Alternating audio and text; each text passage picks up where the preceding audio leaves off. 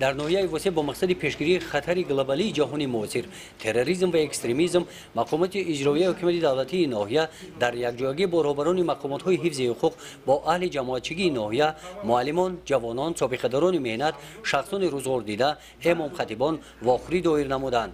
در این واخری رهبران مقامات حفظ حقوق بخشیده به این موضوع در برآمدشان قید نمودند که در وضعیت جهان امروزه عنصرهای تندرو و افراطگرا از بیسوادی بعضی از جوانان استفاده کرده با راه و واسطه های گوناگون آنها را به صف سازمان های اکستریمیستی و تروریستی جلب می نمایند.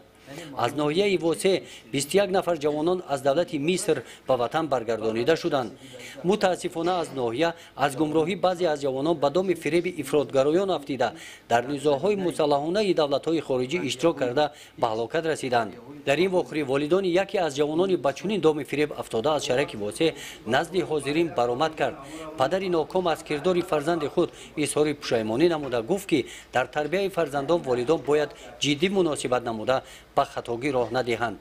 در غم و فراق فرزند همسرش از دنیا گذشت. ما یکون درد نداشتم. هم دورانم هم شما نمیبینم هم کتوم نمیشنوم. همین درد دادم. التماس همین اینجا تو کسی که باشه هم فرزندورا حجاب کنه. حجاب کنه که می‌سورم با بانی روی بعد نروم. وطن خودش موندگی وطن مردم آباد نکنه. تشکر. خیلی همین روی بعد نروم. با همین عذاب و خطایی که ما دارم امروز همین پدر و مادر رو ماندگی نبینم خورم. بعداً ساکنان ناحیه برآمد کرده عاید مسئولیت پدر و مادر در تعلیم و تربیت فرزندان پیشگیری ظهورات نامطلوب جهان امروزه اندیشه های خود را بیان کردند. گزارش خواجه نظریف خدای نظر ظهوروف از ناحیه واسع برای برنامه اطلاعاتی نوید.